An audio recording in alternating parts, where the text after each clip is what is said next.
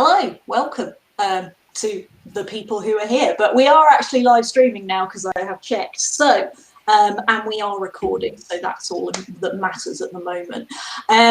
We are gaming the system. We are a group of intersectional feminists who also happen to like gaming. We want to talk about gaming, all aspects of it, and feminism, all aspects of it, and how they interact and overlap in all of our experiences. We do plan to bring you a broadcast every month with guests and other features, whatever those may be. And we also plan to Twitch stream some of our gameplay where possible. We're working that out still within the team. So, who are we as individuals? As you can see with our flashy name tags, you can already tell who our names are, but we're going to go around and introduce ourselves. I'm Caroline. I started playing games on an Amstrad CPC 464, so that should tell you how old I am. That's enough information about that. I had a green screen monitor on that, which was great. I then moved on to Game Boy and then PCs until I got my first proper console, which was a Dreamcast. I have a lot of love for Dreamcast and won't take any abuse on that front. There was quite a big Xbox phase in my life as well. I love Mario, I love Zelda, so I've always had a bit of Nintendo in my life as well. These days, however, I mostly sit at my PC playing survival sandbox games with my partner, which is a lot cooler than it sounds, really. As I am a bit of a big mouth, I can't help myself from sharing social situations. I've been told over the last few years of Zoom calls, so I've forced myself on the group as a de facto host, but everybody else is going to speak for themselves. So I shall now be coming to Alex. Alex, introduce yourself, please. Hello, hi, I'm Alex Foster, and I have been a gamer, I'd probably say since the age of about 5 or 6, so like the mid-90s. I think my first ever game was probably a classic on PC, which was Tomb Raider 2. And I probably transitioned in the years following onto PlayStation. It's probably where I do the majority of my gaming. And I'll play anything really except horror games. I'm a bit of a wimp in that regard. But I generally love, your standard action adventure games, story-led narratives, things like Assassin's Creed, Uncharted, Tomb Raider, that kind of thing. Also open to like puzzle games and, anything really, as I said, except horror. But yeah, really excited to start having a chat. Excellent. Jim, tell us about yourself. Oh gosh, I started gaming when I was very young on a Spectrum, ZX Spectrum, and worked my way up through online role-playing games into sort of full-on sort of RPGs. I didn't actually start gaming on console until I was in my 20s, and since then I've primarily been online, doing online gaming. So I had a lot of time on World of Warcraft, and a lot of time helping to run a multi-user dungeon, text-based adventure game. So I like the social aspect of gaming a lot. And now I game as much as I possibly can around all of my other commitments in my life, but I'm really excited to be talking about feminism and gaming because these are two of my biggest passions. Excellent. Matt, as our token male, how would you like to introduce yourself? Hi everyone, I am Matt. I just like everyone else, I have been gaming for the vast majority of my life. I believe my first ever game was Hercules on the PS1. And that was the start of a lifelong love of PlayStation. Went from PlayStation to PlayStation 2, 3, 4, and soon 5. If I can get it, I'll probably end up getting the vaccine before I get a PS5 at this rate. I love mainly single-player games, beautiful, massive open worlds with huge scale, ridiculously massive stories and monsters and villains and heroes. But I have also along the way I've loved Pokemon, and never thought of myself as a PC gamer, but I've only recently cast my eyes back that I've spent hundreds of hours in the Total War games. And I think Rome Total War came out 15 years ago, and I was there really early then. And I've loved that ever since. And now I'm eking my way into more PC stuff as well. And as a relatively newborn feminist, it's only been about 4 or 5 years, it has opened brand new doors to me in the way that I see the world and consume art. So I'm so excited to get into exploring this lifelong passion of mine through the lens of my feminism. That was an excellent segue there, Matt. Thank you for that. Because first thing I want to ask you guys, also, we are getting chat. I can see the social media. This is our first time. So just so you all know, I can see your comments. I can even click show, and we can see that Teller has started on a BBC Micro, which I love the BBC Micro. And also that Anya has also really enjoyed mods. There you go. See, sorry, I'm overly excited by the technology tonight. So, first thing I wanted to talk to everybody about is the first time you remember feminism and gaming somehow combining in your life, because obviously we all came to gaming and feminism through separate paths, but when did they first sort of collide for you? What's your sort of anecdote for that? Does anyone want to dive in? Jen, how about you?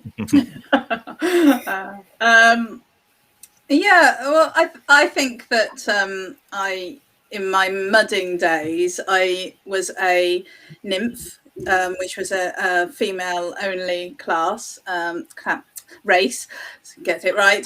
And I used to wear lots of diaphanous layers of clothing and go around and be very sexy. And I really liked the fact that I could basically get all these silly boys to do lots for me because they thought I was completely incapable of doing anything because I was a little girl. And so I felt that was empowering, and I felt that I was taking control of it. And I think, but I think that as I've got older, I've recognized that actually I was just reinforcing the stereotypes and supporting the patriarchy in my own way. So later, when I moved into playing on World of Warcraft, I was the main tank for my guild in the game, and we would raid regularly, and so I was sort of always at the front and doing the most important job in my opinion, but it was always funny because the second that I spoke when we were on the voice chat and they heard that I was female, there was this hush would go through. And it was really amusing. I mean, obviously, once we got to know people, it was great. But initially, it was, when there were new people in the group, they were always like, and then it was really interesting, actually, how they treated me. So, yeah, I think that was probably where I realised quite how male dominated the gaming world was. Alex, how about you? Where do your feminism and gaming overlap? I think probably one of the earliest times I can remember is to do with Tomb Raider, actually. And it was while I was in primary school and coming across another girl in my class who actually liked it and knew what it was about. I remember feeling very excited that this was the case. So I guess some part of me must have known that, even though I wasn't fully aware of it, that gaming was perceived as like a more masculine activity, I suppose. And it was just really great to find somebody else who I could chat to about Tomb Raider and get some tips on where to find secrets and all that sort of thing. And then I suppose as a follow-up from that, a few years down the line, I remember my mum bought me some Tomb Raider pyjamas from Marks and Spencer's, and it turned out they were only in stock in the boys section in the children's department and not the girls section. And she actually raised that point with the lady at the till and said, well, why is it just in boys? Because girls play Tomb Raider too. And yeah. I just thought that was quite odd, really. And boys want to wear Lara Croft on them. Yeah, exactly, yeah. As close as they can get. And sadly, all too common, yeah. Matt, what about you then? Where would you say, because obviously you come to feminism slightly more recent, mainly because you're younger than the rest of us, however, but, where do you say there's your overlap? So my feminism was born from listening to The Guilty Feminist. So I'm sure a lot of feminists will be very aware of that incredibly awesome show. it was after that you start noticing the reality of the world, and it slowly reveals itself. And I started noticing it with TV and film, and you know, ooh, everyone is white. 90% of them are male. Most of them are white males. All of them look like me, something that I've never noticed before, obviously, because everything is reflected in me. And then started looking at games in that way, realized that everything that is wrong with the rest of the world is also wrong in the gaming world. That is not just in terms of the games that are produced, it's the games, the way that they're developed. And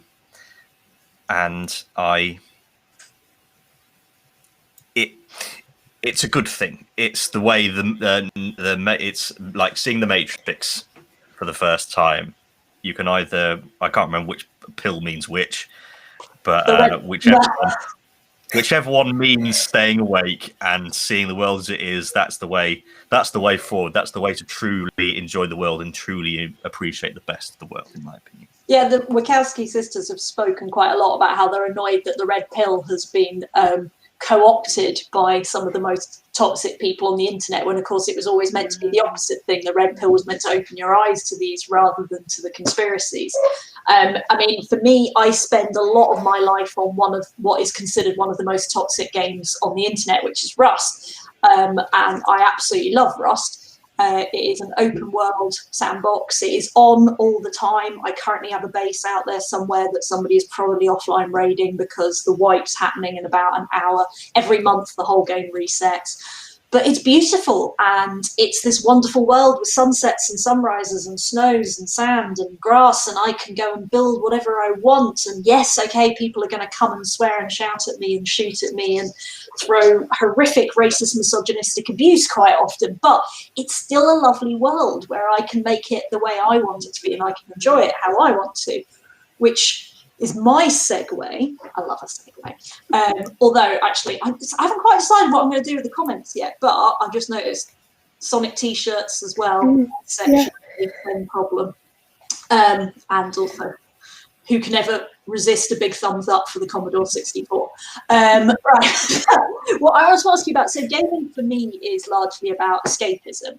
It is about going into a different, and particularly this year, it has become more and more for me about escapism, about I can't deal with the real world around me. I need to get into something over here. So what is gaming about for you? And I'm going to come back to you, Matt. What is gaming about for you? Well, as I mentioned at the start, I love stories, beauty, and sale.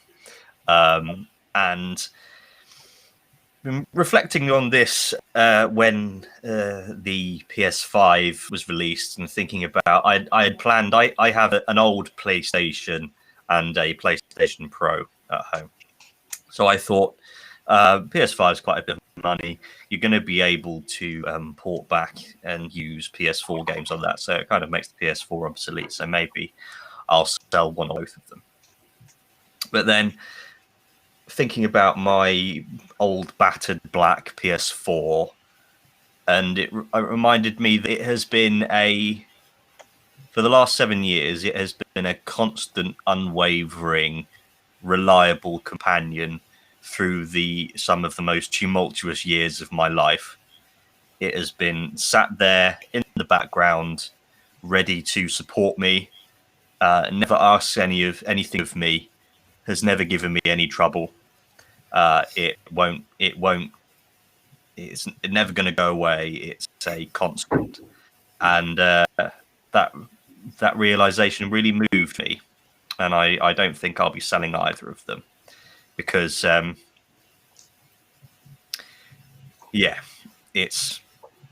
that's what gaming is to me. It's a reliable, constant companion that there will never not be another game. There will never not be another console. It'll always be there for you. And that's really important for me. And when I was reflecting similarly yesterday and realising how gutted I am I don't have the Amstrad, because I bet you that thing would still work now. I bet you I can still load up New Zealand Story and get in there. Alex, how about you? What is gaming for you? Yeah, probably fairly similar to everybody, is that it's mainly an escapism for me. As everyone said, it's about getting lost in a particular world or in a story, and just spending hours there and not having to worry about the outside world. I think also in some ways, I think it's also about, there's the aspect where you get a sense of achievement from completing tasks and puzzle solving. Sometimes that's quite a nice feeling, just to, if you've had a really awful day and you come home and like get about 10 trophies on the PS5, you'd be like, yes, I've achieved something today. This is good. And then, of course, I think part of gaming is also the social aspect. Before you could game online, we always had a lot of gaming, like when we used to play Tomb Raider and things. Most of the family would come and watch.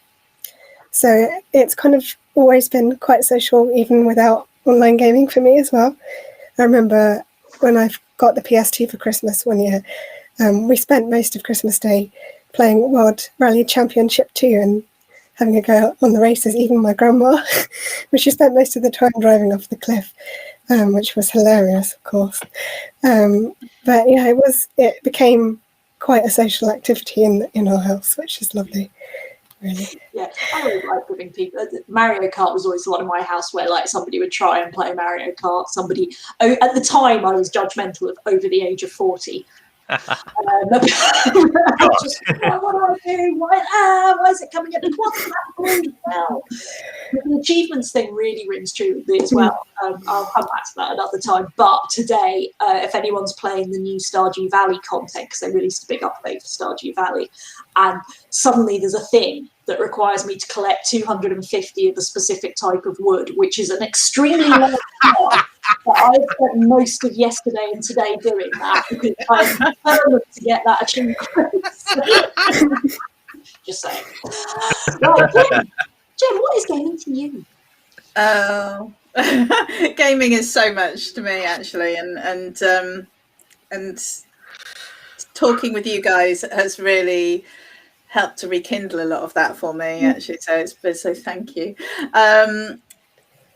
It's everything that Matt and Alex and you, Caroline, have said already. It's an escape. It's a way to get a sense of achievement, even if the day has been total pants. It's been a way for me to meet some amazing people. I have key moments in my life where my memory is extremely vivid of actually standing there and having a moment, and it's a virtual moment. It was in a virtual world, and it didn't, but it feels like it happened. So I think, definitely the escapism, and I think it's also about being able to broaden your world and see how you feel being a different person, a different gender, a different race, an alien creature. It just gives you an opportunity to explore yourself in a different role, and I think it also gives you an opportunity to then re-look at yourself from that perspective. I don't want to get too sort of out there about it, but yeah, I think that has actually been something that's been really, really important to me.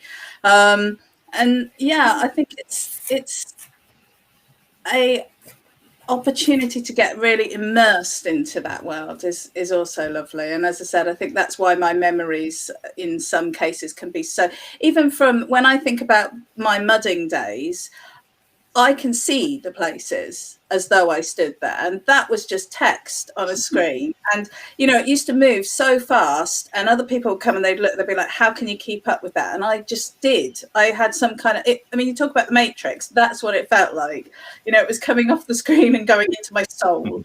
And I think the whole opportunity to play with people, to, as Alex was explaining, to play with family members or friends. It's a similar thing to like walking with somebody. If you walk alongside somebody, you can have a conversation, you can just relax, you can just be together. You don't have, it's not as intense. And I think sometimes that's the same thing with gaming, whether it's a board game or a computer game or a, and whether it's you're doing something really complicated or you're doing something really casual. I think there's such a lot to be gained from that, and I think it's I'm really passionate about it, and I love to play games with other people. I love to play games on my own. I love to play games with my daughter. I just think there's so much to be gained from it. Yeah, and I think so. What was interesting when we talked about doing this podcast or broadcast, whatever the bloody hell, I don't understand. I'm too old for this stuff. But when we started talking about doing stuff with women, feminism, gaming, all that stuff, there's so much of, you're going to get abused, don't do it, it's not worth it, it's not worth that. But what has been lovely the last few weeks while we've been putting a little bit out on social media is finding that there are groups of, like, so the subreddit on Girl Gamers. Alex, do you wanted to shout out to? I did, yes, I'll find it, hold on. I've forgotten what it is. It's happier than that if we're This doing is it. I know, isn't it? Yeah. I think it was, bear with me, it'll be here somewhere. Right. My friend Vicky linked to me. She linked to me. Women of Warcraft. That was it. Yes. Women of Warcraft, which is basically a page full of gaming memes, but they're all very relatable and very enjoyable. And there's a lot of good ones out there. I saw one today, which was literally what you'd said, Jem, in our little clip of when the female voice enters the chat and then all the male gamers descend. But what's been lovely and positive is that I feel there are people out there who care about this and want to talk about it. So if I just show you some of the comments from the chat, we have had here about how many women characters are overly sexualized animations. Lara Croft's ridiculous breasts, which we have discussed privately before. Sounded weird. Arcade fighters, massively thing. I'm a huge Soul Calibur fan over the years, and I'll leave my Soul Calibur. I don't know if any of you have played any of the Infamous games, but they just take the opportunity to make Harley Quinn, Catwoman. I think Harley Quinn is like one of the quintessential, like, massively hypersexualized women. Which is a shame, because the original comic version of Harley Quinn, I mean, okay, she was over-sexualized, but she's got more and more hypersexualized as years have gone on. And like Harley Quinn, when I was young, Harley Quinn was, I used to use as an avatar in a lot of things as well, because I just thought she was a really cool character. So it's more about me. But yeah, bikini armor in games, although everyone recommending Elder Scrolls Online, absolutely love that. But what I wanted to ask you, and by all means, put stuff in the chat, because I'm really enjoying being able to put chat comments up on the screen. What are you? Because we plan to do a broadcast of this once a month over the next few months. What are you looking forward to discussing? What do you think, in our feminism gaming hat on, what do we need to be discussing? And I am going to roulette wheel. Come to Jem first. Oh, okay. I wrote some notes. Well, I mean, obviously, we've got to talk about the sexualization of women, female characters. I think, and the general genderizing of gaming overall, because I think the sexualization and the serious buffing up and big armor and big swords of men is equally problematic. So I think it's the whole thing. I'd never thought of that, actually. That's a fantastic. Deeply sword in Soul Calibur is problematic. Wow. Well, I'm glad you're discussing that. Wow. Yeah, so we definitely have to talk about that. Yeah, I really want to hear other women's experiences of gaming, because I think that, because certainly when I was growing up in the gaming world, it wasn't common for other women to game. And I think I went to a meetup for the MUDs that I played, and there was about 40 or 50 people there, and there were 3 women, and I was one of those 3. And I didn't have to buy any drinks that night. It was it was hell. It was really difficult, actually. but I think, you know, so I kept it quiet amongst my friends that I was gaming, and so I didn't hear a lot of other women's experiences. So I want to hear from other women. I want to hear what, you know, everyone's experiences are like. And I also would like to talk about sexism in gaming, actually, and how we can tackle that, and how we can make gaming not just sexism, actually, just isms in gaming. You know, how can we make gaming more diverse? How can we make it more welcoming? And how can we make it more fun? Yeah, make it a world where you don't have to feel the fact you need to hide the fact that you're a woman forever. Exactly. Matt, what about you? What are you looking forward to speaking about? Well, having, at the very base level, having a conversation through the lens of feminism allows me to step away from the shade that the patriarchy casts over everyone, and to be in a place where I don't have to fit into that mold, and I can just be myself. Just being in an environment where I can do that is awesome. And then being able to be in that environment and explore and analyze all aspects of one of the most important things in my life with like-minded people who will bring perspectives and ideas and analyses that I would never think of. That's wonderful. And I firmly believe that feminism makes everything better. It makes your ability to savor really good art and the skills and qualities of people. It improves your ability to really enjoy and appreciate the good stuff. And just the opportunity to talk shit about games. Oh, and I love podcasts as well. I love podcasts as well. So being on a podcast is awesome, and being able to talk about gaming is awesome. So yeah, I should probably say, like, for anyone watching, and by the way, I'm loving there are actually people watching. We actually have people watching. Frankly, we've just had so much fun planning and thinking and preparing about this and talking to each other about gaming. We're loving having you here, but we probably would do this still if nobody was watching. So don't go though. Don't go though. I always say the wrong thing, don't I? Alex, what topic of discussion are you waiting for? What are you excited to discuss? Fairly similar, but I would like to talk about how much work there is left to do for underrepresented people in games, and not just within game worlds, but also like the people that make the games as well. And just in general, which groups are actually underrepresented? Is there any that we're perhaps brushing over that we don't normally talk about, and why not? Why can't they be in games, you know? And just the kind of stigmas attached to that, all that sort of thinking. I guess how much gaming has actually changed since, I don't know, maybe maybe the 80s or 90s. So what sort of things are still the same and what sort of things have changed is always, I think, quite interesting to think about. And then I guess just any upcoming games that we might be excited about. I know that 2021 is the year that Ragnarok may be coming, so that might be very exciting. But yeah, just generally games that look cool. I love talking about upcoming games just because I get very excited and hyped up about that sort of thing. And then just any news that might happen, because we don't know what news is going to happen either. We can have gaming news is always good news.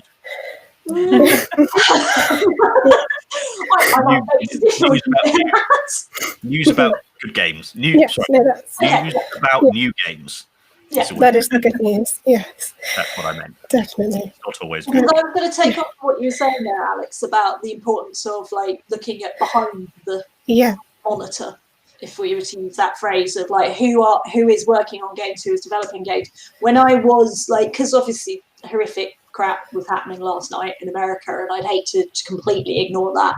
And when I was doom scrolling this morning at 6 a.m, I did see a tweet from somebody saying that there is almost a line that can be drawn from the failure to deal with Gamergate, which we will talk about definitely at some point, to what was some of the people, how they've ended up then at Washington, D.C., storming the Capitol last night. And there is, I mean, one of the reasons that we raised this, full disclosure, most of us are members of the Women's Equality Party, but one of the reasons this came up as a discussion about talking about gaming and feminism was because Laura Bates has talked about how much toxic masculinity radicalization happens within the gaming world. And I think one of the really nice things to talk about from that point of view is not just a group of people who know nothing about gaming going like, oh, it's terrible what's going on in gaming and how they're being radicalizing, and actually looking at how can we help and what can we be doing. One of the, it's really, Bevan, whoever they may be, has been sharing nice comments in the chat, and they've just had to leave because they've got another Zoom at 6:30, but they did put this question in, which I like, which is that is gaming a guilty secret for you as a woman? And oddly, I'm going to come to Matt first on that. Matt, do you know, other than us, and in your previous experience, do you know women gamers? And do you think that's because they don't exist or because they don't tell you that they exist? The only gamer that I know, and she's not really a gamer, is my mum so far, because I've been trying to, I managed to get her into doing weights in the gym, and she's loving that. So then I thought, right, I'll see if she likes gaming. And starting off with the Witness, and a game called Vampire, and a game called the Talos. I think it's the Talos Principle. Talos Principle, yeah. Yeah, stunning games. And she's been enjoying them. But other than that, I don't think I've ever encountered. I've never known that I've encountered a female gamer in the wilds. And I know that I'm pretty sure it's about 50-50 at this stage, the amount of like the gender split. But yeah, I can only assume that the ones I have encountered hid the fact that they were female, which is an entirely different topic to itself as to why that happens. I mean, I don't think gaming's ever been a guilty secret for me. I think most people know I game because I just spend far too much time in front of a PC or a console. And even when I was younger, I would always, if there was a console at anyone's house, I was always so excited because all I had was a Dreamcast, and before that, all I had was an Amstrad. So definitely, I would always constantly. But there has definitely been a huge influence in my life that my gaming was dictated by my boyfriends.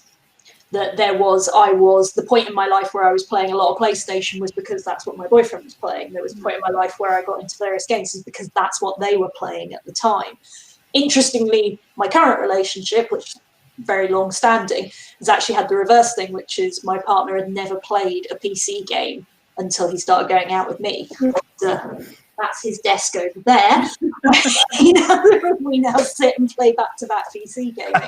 So it's not, but the idea of not revealing yourself, absolutely. I don't go out shouting that I'm a girl. I don't go into voice chat. Everyone wanted to play Among Us all the time recently, and honestly, the idea Among Us amongst friends, fine, but Among Us with people I don't know what it's going to be like. Jem, do you have anything thoughts on are you a stealth gamer? Yeah, well, in some ways, yes, and in some ways, no. I have compartmentalized my life, I think, at points in my life, and therefore parts of it have known about the gaming and parts of it haven't. It is fair to say that once I got involved in the mud, and then I got involved with the person that ran the mud. So then my gaming became my personal life, and everyone in the house, the shared house that we lived in, all gamed. And one of the housemates was also female, and she worked for Electronic Arts. So I did a stint there, kept that a secret. And I think so. I met quite a lot of women in the games industry in the early days of the games industry, really. And so I think I had quite a lot of other women that I knew who gamed, but certainly not outside. When I went to get a job in the real world, and I wouldn't talk to my workmates about gaming, or if I did, they'd sort of look at me a bit strangely. I mean, MUDs are pretty hardcore, and so at that point we're online multi-user games. So I think the thing is that even my gaming has been a little bit niche So that's made it harder for me to sort of be out about it. But I've also never been, I've never really been ashamed of it. I think it's more a case of like, oh, by the way, and just sort of gauge how people react. And then most of the time people just aren't interested. I think that's what it is. I've always been a bit like, I don't know. Sometimes I think that people might not take me seriously, or sometimes I think that people might. I think a lot of people think gaming is just it's a silly kids thing, and I think there's a lot of games that we've talked about already today that are just not suitable for children anyway. So it's not a silly kids thing, and I think it has a really positive release. And it's a good way to spend your time, and so I think it's just about people's preconceptions. Actually, I think that I worry about more. Alex, for you, gaming is a guilty secret? I don't think it ever has been. No, I'm quite proud of the fact that I game, and I think as a particularly nerdy person, I'll just talk to anyone about the things that I love. So it often came up in conversation, and even my gaming handle, like it has the title Miss in it. So it's like I'm quite proud of the fact that I'm a gamer, and it's never been something I've wanted to hide, and I think it's just generally a great thing to be. So no, it's never been a guilty pleasure, I would say. Well, I like the message from Bex as well, saying it's definitely not a guilty secret for her. Went to all those a bit, but also more recently the retro console things. Yes, I was thinking about that. How there is I don't know about the rest of the country, and also I haven't been out of the house in a year, but definitely in Leeds, in the centre of Leeds over the last few years, you could not go into a pub without there being an N64 there for you, or one of those little mini consoles that had the sort of setup, and it was all, oh, okay. Mario Kart has definitely become a pub thing for my generation, but again I see a little bit of that what I've talked about before, about how I used to go to house parties and do the I don't know what I'm doing thing with the controller, and you do see girls clearly who are capable and intelligent, and I say girls, women who are clearly capable and intelligent, going, oh, I couldn't possibly manage to control this N64. And again, it's those sort of, there are still some gender expectations around gaming, that even if you are a woman who games, then you play Candy Crush, which there's nothing wrong with, by the way. Some of us are quite addicted to match 3 games and keep it that way. But there is definitely, and again, these are more topics for us to explore. I'm babbling, so I'm going to escape to my 4th question of the night. Dun, dun, dun. And I am going to come to Alex first this time, and I'm going to ask you, Alex, what game has got you through 2020? Because obviously 2020 is just finished, and I don't know if anyone noticed, there was quite a lot of crap happening in 2020. I think it's 2020 part 2. Yeah, exactly. 2020 new game pass. We need recommendations to get us through the next year. So what game has got you through the last year, Alex? Okay, well, I could probably, I have like a chronological list. It won't take too long because I haven't played that many. But I guess on the cusp of lockdown, so sort of late March, I finished Star Wars Jedi Fallen Order, which was actually a really great game. And I started working from home in sort of the final week of that game, which was nice because I could just play it and then come up, like kind of stop working and then go straight on to the game, which was quite nice. I guess a lot of the games I've played since then have either been, oh, thank you, that's a lovely screenshot. That was mid-battle. A lot of the games I've played since then have kind of been games I've already started but hadn't quite finished, so I guess I was just tidying up and finishing off, getting the platinum trophies, things like Assassin's Creed Odyssey, and then Assassin's Creed Syndicate, which is a little bit of an older Assassin's Creed, but there was one trophy I never got, so I managed to do that just recently. I also went back into Spyro, the reignited trilogy, I think is the title. So I guess kind of nostalgic games in that respect, and then also some more social games where I could actually chat to people who I hadn't seen in forever. Things like Star Wars Battlefront, and Fall Guys being the phenomenon that it has been in late 2020 as well. That's pretty much my whole year. It's just kind of either social stuff or older games, kind of, I guess in a way, remembering times before the pandemic, games that I started before this time and have now finished. So, yeah. I like that idea. That I swear I've been doing similar things, and I've mentioned before that there is genuinely research that shows that when it comes to gaming, generally speaking, women prefer games where they can get achievements, where they can complete things, where there's a list of things to do, whereas men prefer gaming that means that there is a ranking that they can come at the top of and be at the top of things. Now, obviously, not all men, not all women will fit into that, but there is some sort of, and again, it's those gender expectations of society. But I have definitely been trying to complete some games that I haven't finished and get achievements that I haven't, because I love having an 100% achievement game. Talking of very quickly gendered, I was saying how this is a place where none of us have to fit our gendered norms. And Alex, you were saying about your Tomb Raider pajamas in the men's section. Yes. I am wearing women's pink, the fluffiest slippers you could ever get. They look so comfy. Unreal. So yeah, nothing to do with gaming, but no, I'm always up for people sharing their slippers, but mine are not. I've got new ones on the way in the post. But I'm moving on. The chat, by the way, has gone very excited about it's great. What games we want for 2020. Jem, you've got some kindred spirits in there, I think. But Jem, I have been keeping an eye on the chat, actually. So yeah, I'm feeling amongst friends. This one possibly jumping out at you? Yes, Animal Crossing has definitely got me through this year. It's so cute and so innocent and sweet. I bought it because of here for you as well. Oh, that's me sitting in my lounge. That was earlier in this year with my with my diffuser.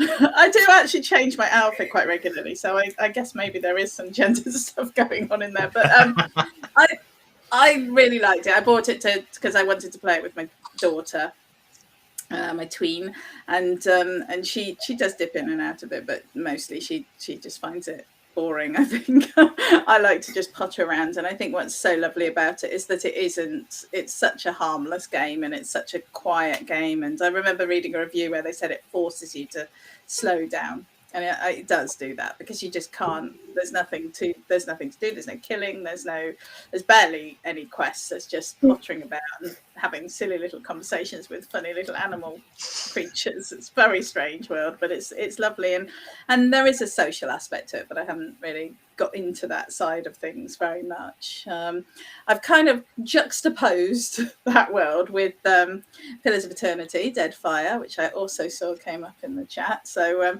yeah, there is a lot of killing in that. There's a lot of hacking in that. That's one of your nice. It's a really dark image. I don't know the whole screen either. It's ruined my whole aesthetic, but you know.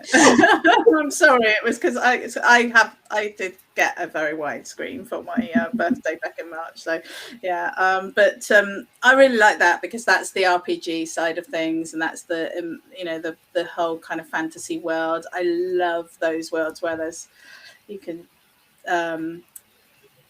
just enjoy the scenery. And I mean, actually looking at the screenshots that you were showing earlier, I'm really kind of like, I'm just making a mental list of all the games that I want to play. Yeah, I'm definitely playing everything else. Alex's photos. But I also I just also wanted to give a nod to Just Dance, which has also helped me through 2020, because my daughter has spent a lot of time doing that, and it's been a really good way for her to keep active and to game. And finally, my husband is Swedish, and he told me how to pronounce this, but I'm going to get it wrong, so I'm not even going to try. But I played been playing a bit of DoD with him and a friend who's over in Sweden online, which is Dragons and Demons, and that's been really nice as well. So that's really got me through the year, actually, and on many levels. Yeah, future nod. We are going to talk about board games and pen and paper RPGs as well. We are not just about computer gaming. We're an inclusive intersectional gamer group. We include everybody.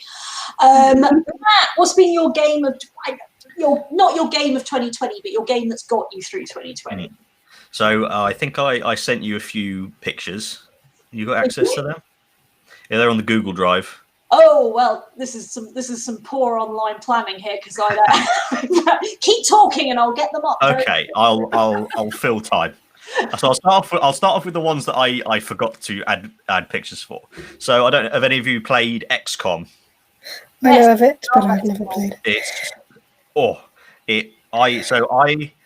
I loved it, but it kicked my ass for a long time because you have to be extremely strategic with everything.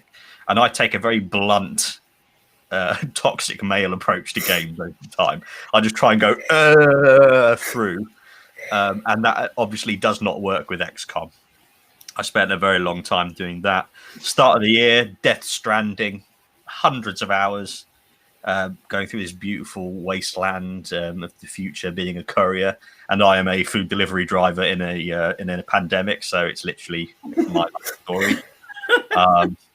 I've dipped my toe into Warhammer with a game called Warhammer Mechanicus, which was just some of the best writing. Warhammer has some of the best writing in gaming. Really, I think, Jem, you were saying about your text-based games that you play that you could just see. And whenever I read anything in Warhammer, I see this universe of endless war. That's the kind of power that has. Lately, you got any luck with I have got. I'm like, which one do you want me to show first? So if you show the Ghost of Tsushima ones, I think I know which ones those are. They're the ones with the most stunningly beautiful backgrounds. Hold on, I just thought there's the stages here, but there we go. That's that one. That's a game called Darksiders. That is, she is Fury, one of the 4 horsemen of the apocalypse, and so she's the only woman of them, and she has the most men perspective. That's really fun. I think Alex, you'll probably like that because it's basically the same like gaming loop as in Jedi Fallen Order. All right, yeah. That's probably fun. Then looking for these pictures. Yes. When you look at that, isn't that just jaw dropping? That is. Yeah, I'm sticking with that. Is that who's on your wall, Matt? It is. It is. You can. Yeah. Kratos. And can you put the one that you just had back on up there with the swords swinging? I can indeed. What you were saying about men and their thrusting, penetrative visualism in gaming. I think that's quite apparent with Kratos. And then most recently, Cyberpunk. So I think you'll be able to tell which ones are the Cyberpunk ones. Not that one. No, not that one. I don't really managed to get those guys, so sorry, you're just going to have to. But I understand. So Cyberpunk. I have a topical Cyberpunk point. Apparently, there's a mod that now stops the lesbian being a lesbian anymore and means that men can romance. So there's been a lot of controversy around Cyberpunk in general. Are you still a fan at the end of the day, Cyberpunk-wise? Oh yeah, I'm loving it. Can you see the glitchy photos at the bottom of the page? Everyone, this is great TV now. Great TV. I'm just saying, this is why you shouldn't have your host doing the technical stuff at the same time. Oh, yeah, I have. Right, okay. So yeah. Because there are still a lot of problems with Cyberpunk. But overall, the game, getting rid of all of the technical stuff, it's a lovely game. Really wonderful game. It's not of the same like groundbreaking stuff as The Witcher, but so that's why if you run too fast towards anywhere, that's what happens. It's melting. Yeah, and so it's PS1 version. That's why the main reason I wanted to show God of War, that came out 2 years ago, and Cyberpunk, which has been in development for 8 years. And I'll close it off with my game of the year, which is this one, The Last of Us Part 2. And this is something which I won't go into massive detail about. No, don't, because I haven't played it yet. I've whispered on for quite a bit because this is really big. But it really has changed me. It's changed my life. That game has, and I think it's probably the most powerful example I've seen of what happens when you just take diversity and intersectionality as a given and then create from there. And it's really massively impacted my life. And I hope that everyone can play it so that we can really do. I could deep dive. I could talk for hours and hours and hours about it. So, so I have to play Cyberpunk so we can talk about it. Fair enough. Okay. No, play The Last of Us first. I mean, we've got this lovely comment from Anya, and I'm going to come back to your other comment, Anya, in a second about the fact that you can play as intersex and cyberpunk. And obviously that's been a controversy. Basically, some people in COD got pissed off that you could choose to be non-binary. And it's like, just don't be non-binary if you don't want to be non-binary. But anyway. The funniest thing about that was that there was one glitch where you choose your genitalia, but then the glitch means that when you're in the game, it gives you different genitalia. People who that happens with going, how do I change this? This is ridiculous. Yeah, missed the point. We can discuss it later further. So I just to get my own 5 cents in, my game that's got me through 2020, and I've mentioned both of them tonight, and both of them are silly, is Rust and Stardew Valley. And a lot of people would see Rust and Stardew Valley as being very different games. But, without going on for too long, there is essentially, at the end of the day, you're farming, you're gathering wood, you are collecting resources, building your own little space. All right, the consequences in Stardew Valley are 0. So when it's a tough day, I'm just going to play Stardew. It's a safe world where nothing can go wrong. It doesn't matter. Even if I don't make it out to feed the cat, it's not going to be the end of the world. If the cat won't die.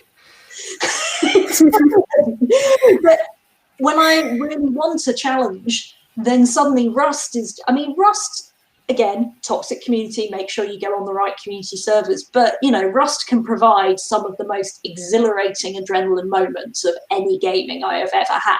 The fact that you can be inside your base and knowing there is someone outside and you can hear their voice and they are working out how to break into the thing that you built and you are working out how to repair the thing that you built or how to get out there.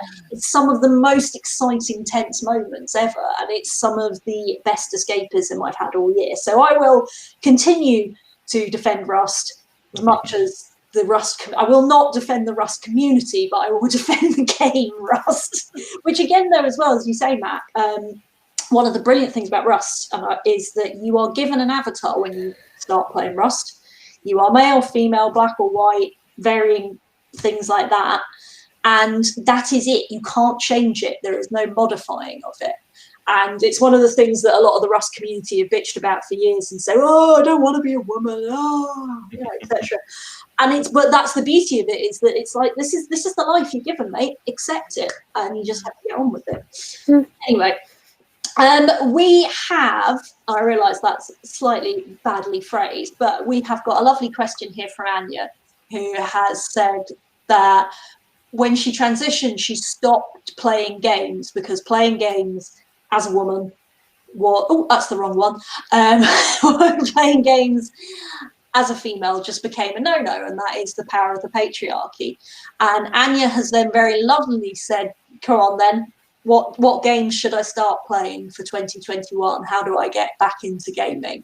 So personally, I would recommend for a get back into gaming, Stardew Valley all the way. And I'm glad you've already said yay to Stardew down there. I think Stardew Valley is one of those massively underrated games that is brilliant in so many ways.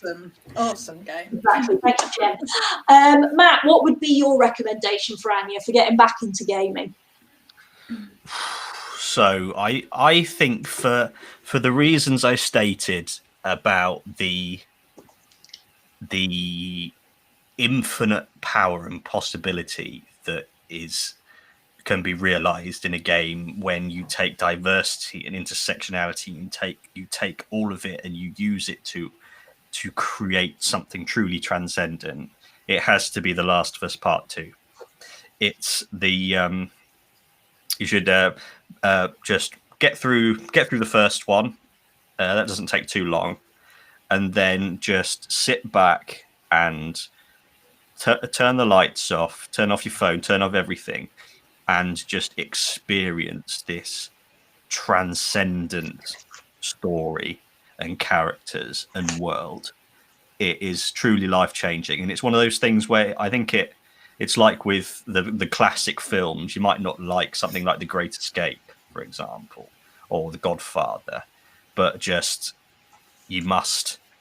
It's something that everyone must do, even if you don't like horror. It'll change your life, honestly.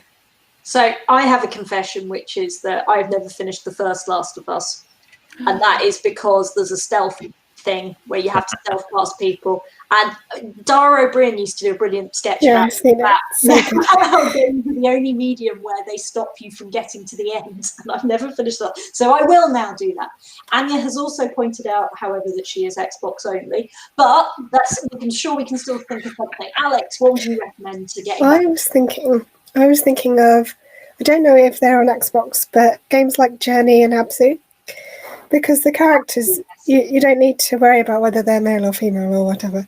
They're just, they're deliberately, is ambiguous the right word? Is it? Yes, I think it is. But yes, and it's more about, well, Journey is essentially about the journey because it's in the title, and it's just a brilliant game because I think the way that you interact, you can choose to interact with other players and they can help you potentially. They can give you clues. They can come along with you on part of the journey, or none of it, or whatever. But you just get this really unique feeling from it that I've never got in any other game before. And Absu is quite similar as well.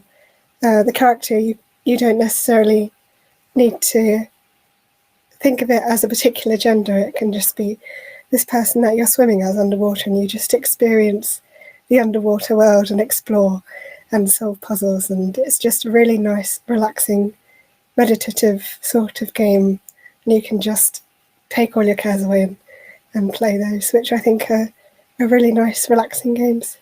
That just relaxed me too much, actually. I literally feel the relaxation that you feel from you talking about that. It feels So they're really lovely.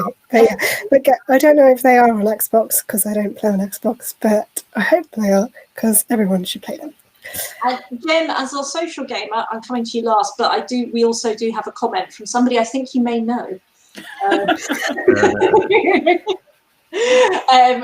Saying that watching The Last, and I love story games like that where your partner can play it, and even if you're not playing it yourself, watching it is really enjoyable. I've had that with a few games. The Edith Finch, I can't remember the full title of the name. Oh yeah. But the game that has Edith Finch in the title. I was going to recommend that actually. It's What Remains of Edith Finch. So Jen, sorry, I've stolen your point. No, it's all right. I like it when people agree with me. You can interrupt as long as you agree with me. Yeah. Well, I mean, I think Daniel's right. I haven't played The Last of Us 2 yet, but I did love the first game, and it was one of the few games that actually made me do a complete stop and moment in it, which involved giraffes, and it was just such an emotional moment actually in the whole game for me, and will stay with me forever, I think. But I would recommend What Remains of Edith Finch as a different type of game. It's very quick, so for somebody like me who is time poor when it comes to gaming, it's something you can get through and actually finish, and it's a really interesting little look at life and what life means, and how there's nothing sort of epic about it. It's very simple and lovely. I would also recommend, and I'm just checking that I'm getting the right name of it, Life is Strange, which I played a few years ago now, but really enjoyed that. And you, I vaguely remember that, but I can't picture what is it? Time travel in it. Oh yes. And you're like a photographer, aren't you? I think. Yeah. And it's again, it's two female main characters, so that's obviously a pro, and it's just another little story that's just got a different sort of approach to it, really. So yeah, I would say those two. I would love to be able to recommend a multiplayer game or something right now, but I'm not playing any at the moment, so I wouldn't want to put my name to any of them these days. Oh, we shall on the multiplayer games, definitely. So we've had our hour, guys and gals. I use guys in a completely non-gender specific way. I just like to be clear. And I have really enjoyed talking to you. We are going to probably carry on talking at some point and give you more content as time goes on. We hope to do one of these once a month, but I just would like to say thank you to the people who've watched, because the comments have just been really lovely, and it's really nice knowing there are other people out there as well. And so please follow, share, all that sort of follow, share, like, share, and subscribe. Yes, like, share, subscribe. That's the phrase. There we go. And we will. Oh, now I need to play Child of Light as well. And we will be back next month, but we should be back in between as well in various forms. So thank you, everybody. Thanks so much, everyone. I'll go. Bye. Bye.